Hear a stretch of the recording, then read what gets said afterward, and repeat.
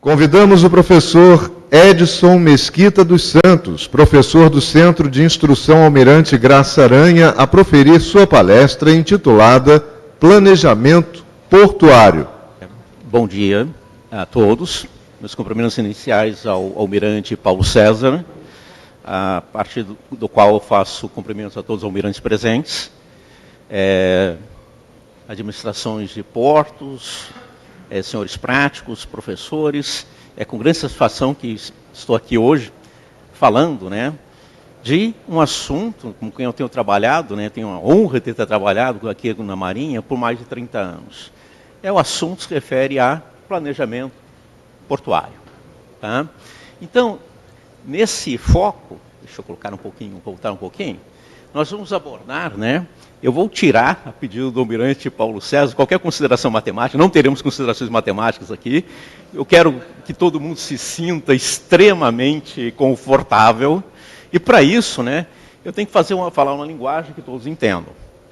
Mas essa linguagem, tem um público-alvo aqui, que é principalmente a hidrografia. O meu ambiente com o qual eu vou trabalhar, é o ambiente marinho. O meu grande problema começa o seguinte: vou fazer um planejamento portuário. O início de tudo começa no meio ambiente marinho.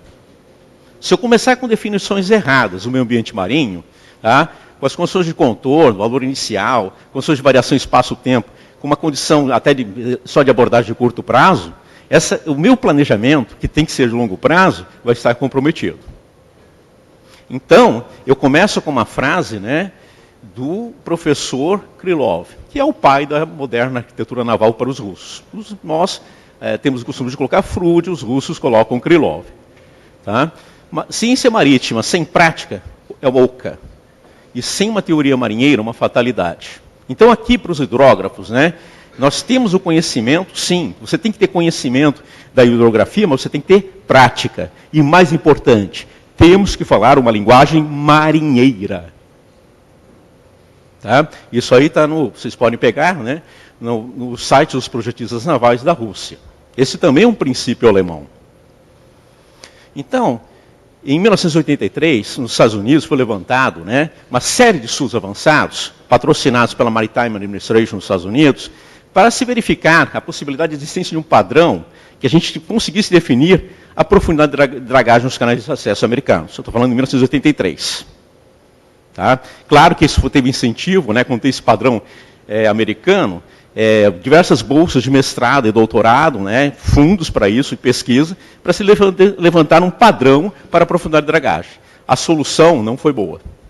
A conclusão é o seguinte: as especificações físicas e ambientais, as características de cada porto são únicas.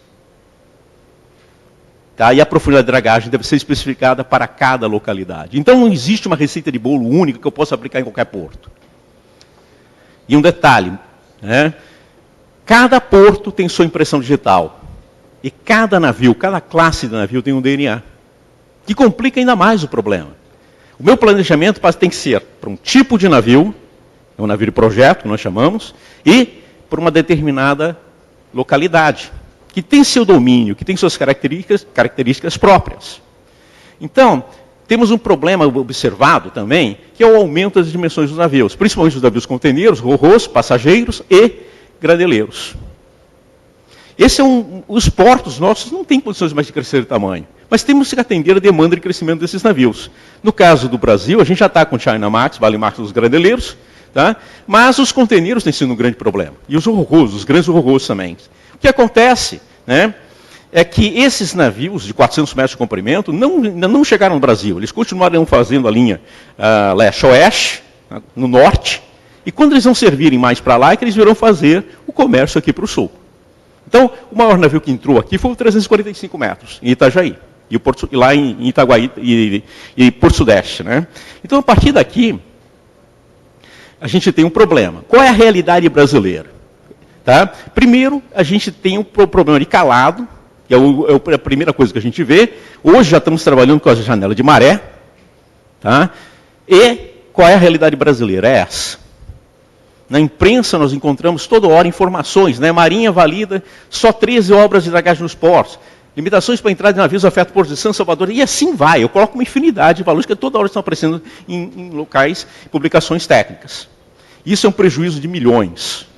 A gente está falando aqui de milhões de dólares de investimento, tá? Com resultados que não atendem o armador e às vezes nem o porto. Tá? Então, o que a gente precisa, né, é de diretriz. Qual a diretriz técnica? Qual a recomendação internacional recomendada? As diretrizes técnicas, a gente voou direto na Organização Marítima Internacional, está através do seu comitê de facilitação, vocês vejam a data aqui, 2018. A cada 5 anos, a IMO faz uma reunião e tem uma revisão dessas publicações. Então, esperamos uma mudança de publicação desse ano, 2023, mas aqui está dizendo, né, os países membros das organizações internacionais devem levar essas publicações com relação à interface entre o navio e o porto, principalmente quem? As autoridades de portos e terminais. Eu estou falando da autoridade portuária. Então, aqui na IMO, a gente já vê uma recomendação, são 71 páginas de recomendações, a gente vê as publicações com relação a vias de acesso navegáveis, as recomendações da PIANC, que é a Organização Mundial da Infraestrutura do Transporte Aquaviário. Então, não é só o relatório 121 que está ali, não. O relatório 121 tem uma ideia, que tem centenas de relatórios. Tá? Mas o relatório 33 trata de defesas, o 141 de águas interiores, e assim vai, eu posso citar um monte aqui. Tá? Mas a nossa referência de hoje, que eu vou adotar, é o relatório 121 de 2014 da PIANC. Quais são as recomendações que temos nesse manual? Nós temos variáveis no planejamento de canal de acesso. Começa primeiro com os parâmetros ambientais, que é o meu domínio. Se o meu domínio não estiver corretamente discriminado, se estiver corretamente detalhado, tudo que eu tiver de resultados que vem depois dele, perde sua validade. Tem o seu valor comprometido.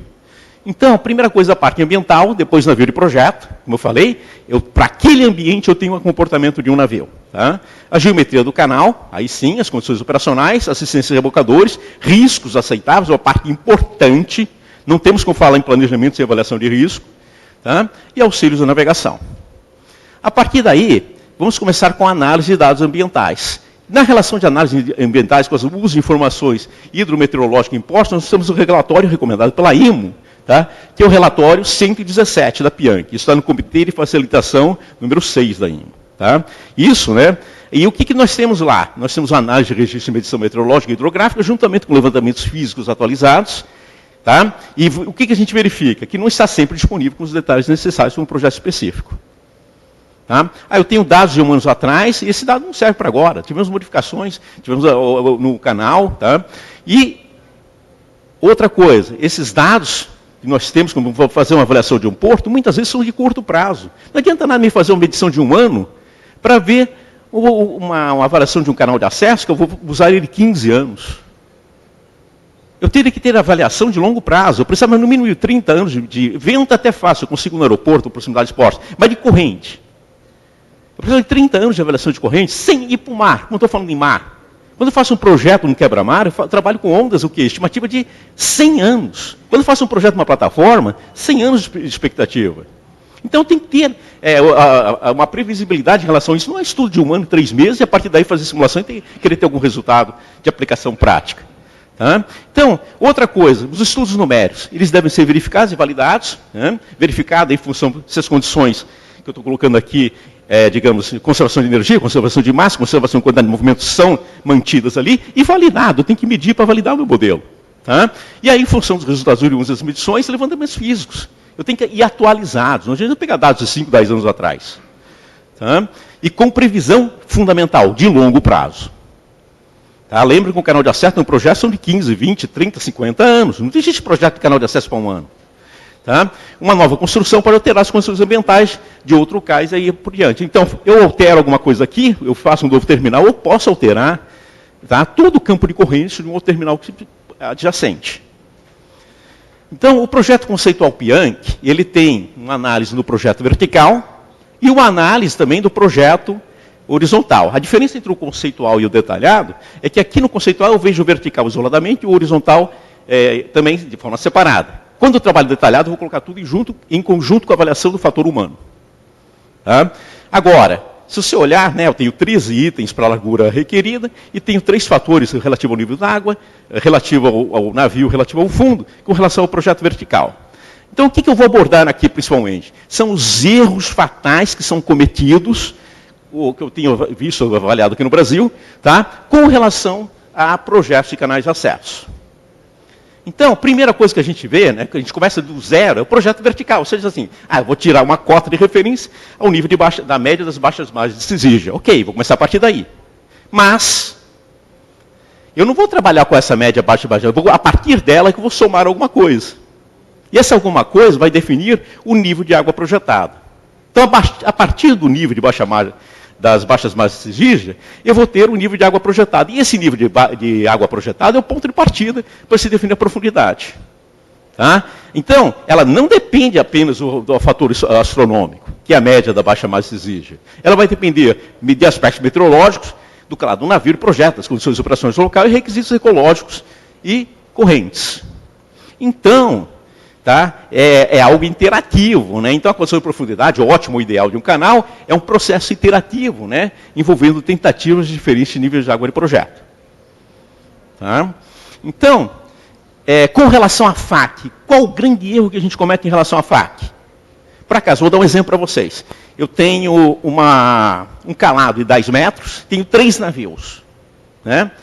Um calado de 3 metros. 3 navios diferentes. Um passageiro, digamos que passageiro não. Vou colocar um graneleiro, tá? Um petroleiro, não, petroleiro não. Vou colocar um graneleiro, um ro-ro e um conteneiro. Tá? Eles têm geometrias diferentes. E agora o que vai acontecer? A profundidade é 12 metros. Aí você faz assim, a razão de profundidade é 1.2. Né? Profundidade de 12, calado de 10. E a FAC? A FAC para esses 3 navios será diferente. FAC não é um fator de segurança associado ao fundo. FAC é um fator de segurança associado ao navio. Senhores, quando o navio adquire velocidade, não há aumento de calado. Muita gente vai dizer, aumenta o calado? Não aumenta o calado, o efeito Scott.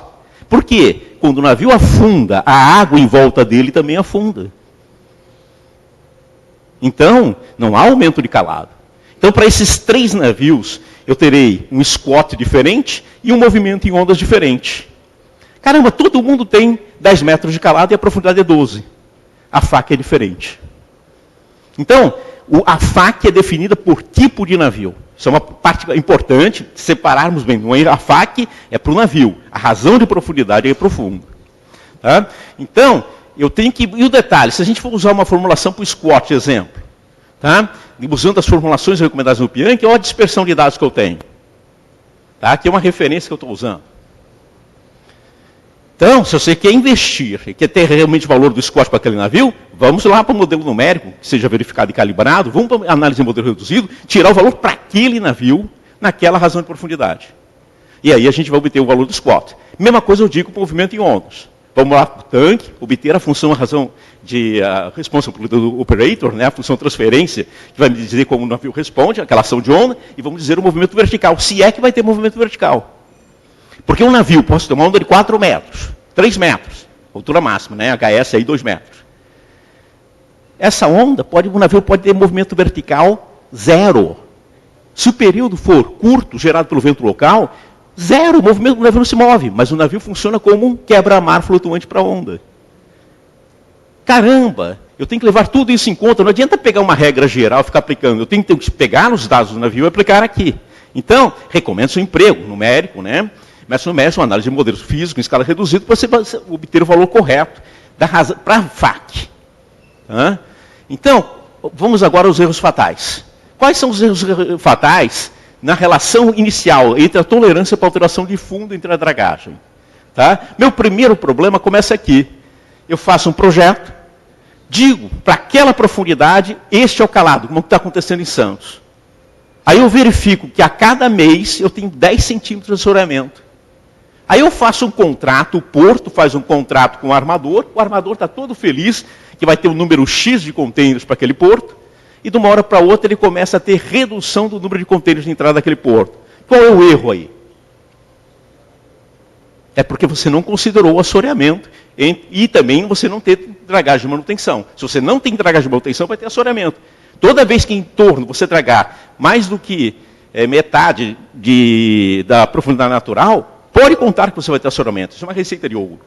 Então, digamos, eu tenho o Santos, a profundidade natural 8 metros. Tá? Eu vou para dragar para 12, claro que já está em 15. Vai ter assoreamento em algum local. Se eu dragar, todos 50%, né? 8 metros é natural. Estou dragando 12, 50% a mais, contem com assoreamento. Vai ter. Aonde é que a gente vai ter que pesquisar, fazer estudos para isso. Não computar isso, aí que gera em Santos. Assoreamento do canal de Santos provoca prejuízo milionário no porto. Tá? E quem está levando a culpa? É a Marinha. É a Marinha que reduz o calado. Esse é o problema. A Marinha que leva a culpa nas costas. Tá? Agora, quem é o culpado aqui? O projetista que não colocou o assoreamento, porque eu já devia avisar isso aí ao armador. Olha, esse porto assoreia, ok? Eu não tenho dragagem de manutenção. Se você não tem dragagem de manutenção, o teu contrato vai ser comprometido. Tá? Então, existe possibilidade de sedimentação e assoreamento ocorrer após dragagem ou em dragagens sucessivas. E esse valor é, por vezes, conhecido como dragagem de manutenção avançada. Tá? E a profundidade da dragagem pode ser, agora um ponto-chave, propositalmente mais profunda que a profundidade nominal, para se dar uma tolerância para a sedimentação antecipada. Alguém faz isso no Brasil? Não. Eu jogo com o máximo e a perda passa a ser responsabilidade da autoridade marítima. É ela que começa a dar os cortes. A praticagem informa, está sentindo vibração, sentiu que tocou o fundo, comunica a Marinha vai lá com a transporte e reduz. Isso é um problema, Brasil. Tá? Então, você tem que fazer essa estimativa, né, com relação à dragagem de manutenção. Vamos continuar com o navio de projeto. Próximo problema. Navio de projeto, a seleção do navio de projeto tem sido feita muitas vezes apenas baseada nas dimensões principais. O navio tem tanto de calado, tanto de comprimento, tanto de boca. Sem levar em consideração a manobrabilidade desse navio. 3 navios de mesmo comprimento aqui. Manobrabilidade completamente diferente. Tá? Apesar de terem as mesmas dimensões. Então, definição da velocidade de trânsito é outro problema. Você vai fazer o teu projeto, aí o navio vai navegar aqui a 5 nós. Nem todos os navios conseguem navegar em 5 nós em dead slow. Tá? Então, em baixas velocidades o navio pode perder a controlabilidade. Tá? Quanto menor a velocidade do navio, maior o efeito em forças ambientais. Quanto mais o navio foi projetado para a velocidade de cruzeiro. É aquela velocidade dele no canal. Qual é a velocidade mais segura para o navio? É a velocidade de cruzeiro. Em baixas velocidades, ele vai estar sujeito a deriva de forças ambientais. Tá? E um problema que eu já falei do conteneiro, né? O dead slow dele às vezes é maior que 6 nós, ganhando às vezes 9, 10 nós até. E em muitos navios não é permitida a reversão do eixo. Quando é que eu posso reverter o eixo para caso coloque máquina toda força ré? O comandante do navio, máquina toda força ré, o comandante fala, não, eu não posso reverter o eixo, só a partir de 5 nós. Como é que você fica? Tudo isso tem que ser levado em consideração em função do teu navio de projeto. Mas o meu navio não era assim. Ok, mas você tem que lembrar que esse navio aqui, os navios modernos são assim. Tá? Não adianta pegar navio de 1980, pegar um livro como o McElvey, tá? Ship Handler for the Mariner, por exemplo, e de querer usar aquela tecnologia descrita pelo aquele oficial em 1980 e adotar para os dias de hoje. Os navios são muito diferentes. Nós temos critérios, né, bem diferentes de manobrabilidade. Então, em velocidade maior que 8 nós, a eficiência de rebocadores é pequena. Eu contar que o rebocador vai atuar para mim, vai melhorar, ser a solução, não é. O navio está 8 nós, o dead slow dele é 8 nós. Ok? O rebocador não vai me ajudar. Então, existem poucos estudos sobre o comportamento de um navio em baixas velocidades. Ainda mais no teu porto, que tem uma condição particular. Tá? E estudos de manobrabilidade para navios antigos, como eu comentei, não se aplicam aos novos navios. Tá? Não existem critérios também da IMO para a manobrabilidade em baixa velocidade. Todos os critérios da IMO, a resolução 137/76 e a circular 1053 da IMO, se aplicam ao quê? Velocidade de cruzeiro. É para o projetista naval entregar o navio dentro de um critério mínimo de manobrabilidade. Tá? E a dependência também da eficácia da operação, tá? Não depende só do navio canal. Nós temos o prático aí presente também. Depende do fator humano, não é só, depende da tripulação do navio. E essas tripulações estão cada vez mais mal treinadas hoje em dia. Então, erros fatais no projeto vertical. Vamos começar. Fazer uso de dados ambientais incorretos. Começou aí. Se eu começar com esse erro aí, dessa importância desse simpósio. Se você não estiver tratando o meio ambiente como deve, Se está tudo ambiental incorreto, desatualizado ou de curto prazo, teu projeto está fadado ao erro. Tá? E não realizar estudo hidrodinâmico específico para avaliar as condições de entrada, passagem e saída do navio, quando existem as condições ambientais críticas. Eu tenho que saber limite de corrente, limite de maré, ok? Para a passagem desse navio. Eu tenho que criar, né, se for o caso aqui, as nossas janelas de maré e janelas de corrente. Não é só de maré. Tá? Não levar em conta, né, os riscos envolvidos, o movimento do navio, sua manobrabilidade, os movimentos verticais, que podem ser fortemente influenciados pela razão de profundidade, tipo de fundo, contorno do canal, isso é a manobrabilidade. E aí, senhores, fazer uso de prática de engenharia que não fazem uso dos guias recomendados internacionalmente. Eu usar um padrão. Ah, porque eu tenho boa prática de engenharia. Mas qual é o teu critério? Daí que eu falava da importância da BNT, né? A 13246, o Almirante Lima Filho, quando foi da EPC, deu muita força para a gente lá, na BNT, fui secretário dessa comissão, 4 anos trabalhando, que seria muito fácil, né, para a Marinha. Por que o navio não entrou? Por que o calado foi reduzido? Porque ele não atende a BNT. Hoje, como é que fica? Por que o navio não está entrando? Porque a NPCP não permite. Aí o jornalista pergunta, o que é NPCP? É a Marinha que faz. De que é a culpa? É da Marinha. É a lógica do jornalista, de quem não é do meio marítimo. Tá? Então, projetistas com experiência não serem consultados, é outro problema. Tá? E aí, continuando, não envolver de cara. Eu tenho meu projeto, eu estou com um terminal privado, tá? Eu estou dono de uma zona da autoridade portuária e não comunicar nem a autoridade portuária e nem a autoridade marítima desde o início. Eu só tive a concessão da ANTAC para o porto, ok? Tenho a concessão. Está dentro de uma zona de autoridade portuária. Não comunico nem a autoridade portuária nem a marítima desses estudos. Todo mundo é pego de surpresa. Tá?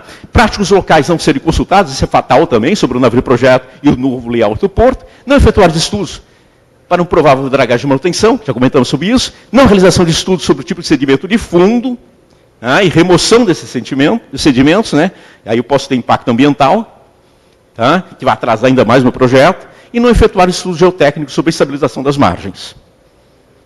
Tá? Então a quantidade de volume a ser dragada pode ser maior que o aprofundamento. Para manter um talude na inclinação que eu quero, 1:10, por exemplo, se eu não quero ter efeito de margem, às vezes eu tenho que colocar isso, eu vou ter que dragar mais nas laterais do que no aprofundar. O volume a ser dragado vai ser maior. E não levar em consideração a inclinação dinâmica que o navio pode ter em curvas.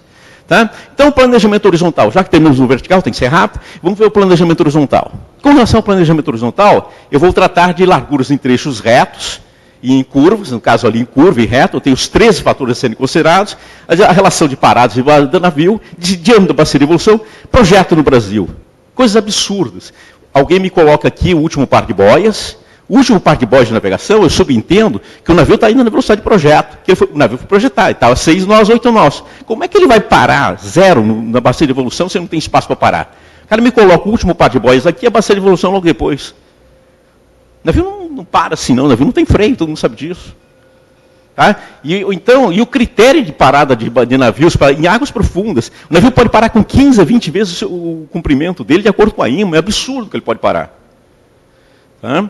Então, você tem que avaliar. E um detalhe, se eu vou ter que parar usando recursos do navio, eu vou ter que alargar. Depois do último par de boias, eu vou ter que alargar esse espaço aqui para o navio adquirir. Aí sim, adquirir o ângulo de deriva, que vai reduzir sua velocidade e vai permitir que ele pegue, inclusive, o rebocador a 4, 5 nós. Tá? Não levar isso em consideração, né, é crítico, né? Os espaços de manobra, tá aqui, a que distância eu devo colocar no navio, o raio de fundeador, no Brasil, se a gente colocar, os nossos fundeadores eram marcados como antigamente, por tradição. Estão totalmente desatualizados. Fiz o último estudo agora para Paranaguá, eu e o professor Tanuri lá na USP, a gente mostrou, inviável como está esse tipo de fundeadouro aqui em Paranaguá. E eu posso listar isso para o Brasil inteiro. Temos que seguir os padrões, as regras de segurança para o fundeador. São 4 fatores a serem considerados. Estamos seguindo isso no Brasil? Não. Tá? Marcamos o fundeador ainda por tradição. Tá? Quais são as diretrizes básicas para o projeto conceitual? O layout do canal deve ser o mais reto possível. Uma grande curvatura é preferível a pequenas curvaturas com intervalos curtos. O canal deve ser o mais alinhado. O ponto de não retorno, né, deve estar mais próximo da entrada do navio. Eu entrei e não posso mais sair. Ok? E deve existir um espaço para redução da velocidade de sua parada. Essas são as diretrizes básicas. tá? Recomendadas pelo PIANC. E a área de fundeio não deve interferir no canal de navegação. Tá? Então, erros fatais. Seleção errada da velocidade, já comentamos sobre isso. Considerar um navio de projeto, apenas um navio nas condições de calado máximo. O cara me pega o navio, calado máximo, mas ele vai sair leve, aí com vento. Então a largura desse canal estava adequada para o navio carregado. E eu só fiz o projeto para análise do navio carregado. Quando eu saio com esse Vale Max agora em lastro, muda. Eu tenho uma área vélica absurda. Tá? E eu vou aderar, e a largura do canal não está adequada, eu só fiz isso tudo para o calado máximo. Não levar em consideração o ângulo de abatimento, que acabamos de falar. Alargar o canal de acesso em curvas pode afetar o campo de corrente. Pode não, vai afetar. Como é que fica em curva agora a corrente? Tá? Então, trechos em curvas devem gerar acúmulo de sedimentos que podem viabilizar a entrada do navio. Tá? Então, acreditar que em trechos críticos do canal, o rebocador é a solução. Isso é muito da característica, muito projetista de canal. Rebocador é a solução. Coloca um SD70 aqui, ele entra. Tá? O navio entra. Tá? Rebocadores são poderosos atuadores, mas a estratégia adotada pelo prático comandante do navio é muito mais importante. Eu posso ter um rebocador ruim, às vezes, e ele pode ser, em função da arte marinheira, melhor empregado do que aquele rebocador 70, mas nem sempre isso é uma solução. Tá? Não levar em conta as distâncias separadas, como a gente falou, não levar em conta a área de escape. Muito fundamental, tá? Em caso de emergência. Tá? Então, vamos agora rapidamente só falar sobre simuladores, que vai no projeto detalhado. Quando eu vou para o projeto detalhado, eu vou para o simulador, obrigatoriamente. E em simulador, eu vou fazer emprego de modelo físico ou modelo numérico, aqui em Porto Revel, por exemplo. O pessoal até trabalha com modelo tripulado. Tá? No Brasil, a gente não tem isso. O que a gente tem ainda em modelo reduzido é o que temos lá na USP, né? E um modelo rádio controlado. Tá? É claro que a escala de tempo é um dos fatores limitadores para esse tipo de avaliação, mas é uma ferramenta ótima. Tá? E os modelos numéricos, bastante evolução no Brasil. Tá? Então, a análise de dados ambientais são, de novo, o parâmetro de entrada. O que vai alimentar o simulador? De novo, o que vocês fornecem aqui da hidrografia. Tá? Então, simulador de manobra, né, o que vai ter que a gente vai ver? Vai incluir experiência, habilidade humana. Entra o fator humano, um importante fator na avaliação do canal. E eu tenho que fazer o quê? A análise de tráfego nas vias de acesso e a ferramenta de análise e gerenciamento de risco, outro fator importantíssimo. Tá? No projeto detalhado, né, simuladores, o que eu vou fazer? Eu vou definir as condições ambientais que impedem a navegação segura, eu vou criar procedimentos operacionais, eu vou apresentar características de manobra que são necessárias para que o navio navegue com segurança, vou definir o nível de segurança aceitável a partir da análise de gerenciamento de risco. Não é pelo perigo, não, que eu defino segurança. Segurança é dado o quê? Consequência, um evento e consequência desse perigo. Tá? E em função disso, eu vou criar uma matriz de risco e vou definir o nível de segurança aceitável. Não é porque eu acho que é perigoso que o navio não vai entrar.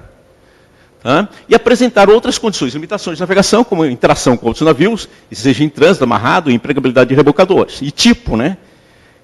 Então, em São Luís agora, a gente fez uma avaliação que o rebocador RSD, né, vai ser um novo rebocador aqui, é um adequado para São Luís. Lá, tá? Então, já estamos substituindo os RSDs.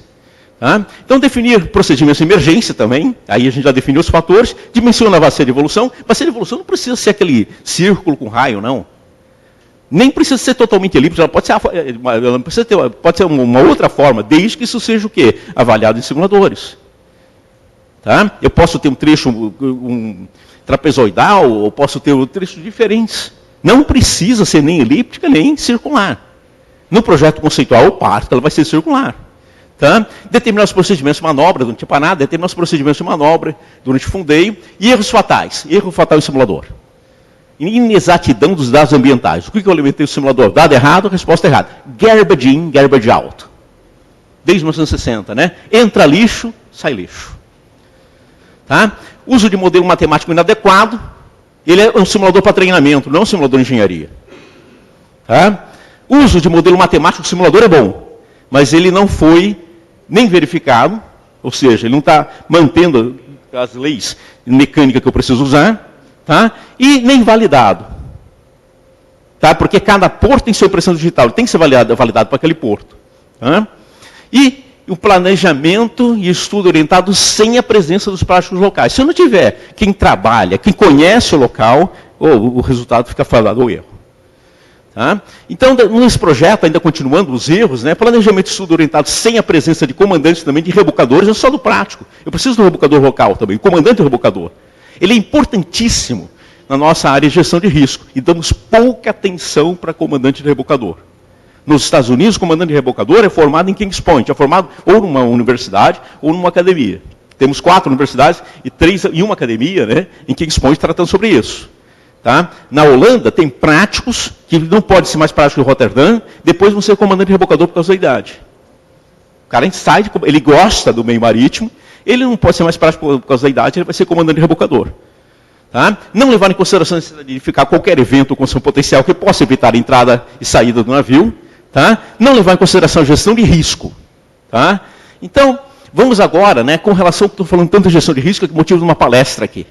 É uma parte fundamental. No projeto detalhado, eu tenho que fazer análise de risco no planejamento. E isso está bem recomendado na antiga Norman 11, que agora é Norman Série 300, é 303, se não me engano. Foi trocado semana passada, eu li rápido aqui. Tá? Então, análise de risco e planejamento portuário. Tem que fazer análise, eu tenho que identificar o perigo, tem que fazer a identificação das áreas vulneráveis, tem que classificar os eventos, e eu tenho que ter dados estatísticos para fazer esse levantamento. Tá? Agora, a avaliação e possíveis medidas de mitigação, que será a gestão, alteração na geometria do canal, soluções, estabelecimento do limite operacional.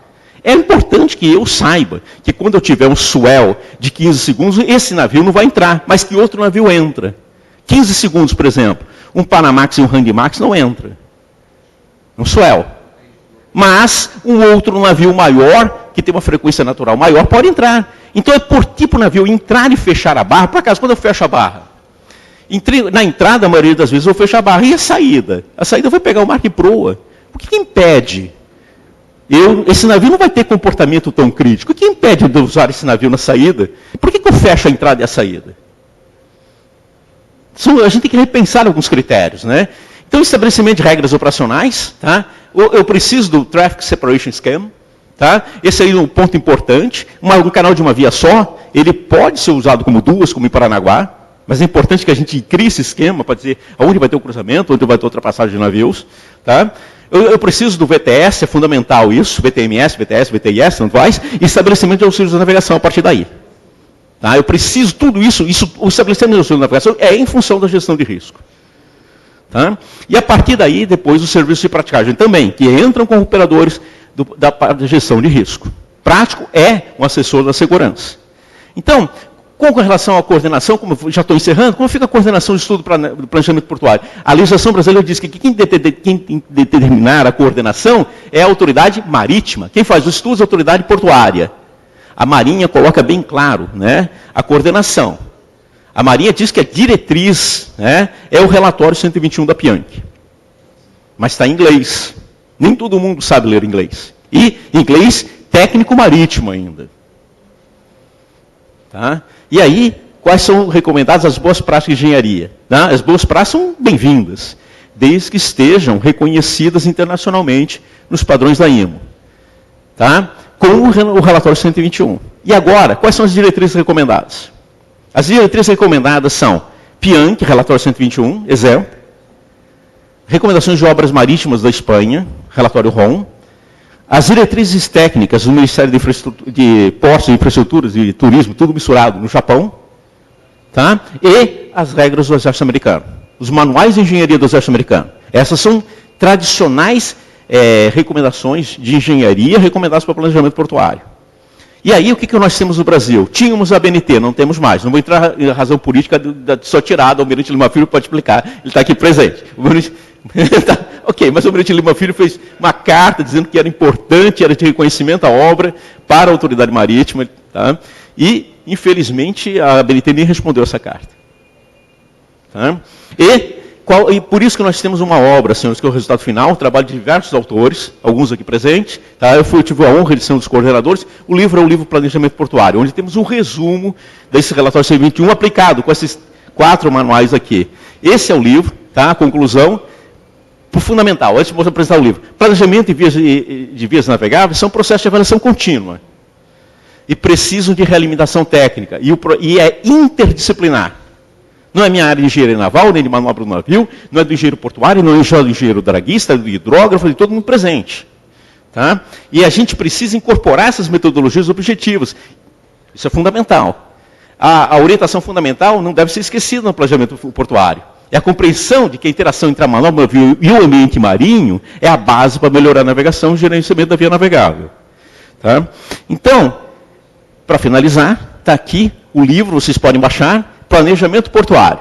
Ele é um resumo, eu falei, a Pianchi está em inglês. Esse aqui traz um resumo já aplicado, né? Está em português, uma obra de muitos autores, multidisciplinar, muitos estão aqui presentes. E esse é o livro, pode baixar, é um livro, é só entrar no site, até um QR Code aí para vocês baixarem, tá? É só baixar ele e está disponível para todos. Muito obrigado por tudo e obrigado.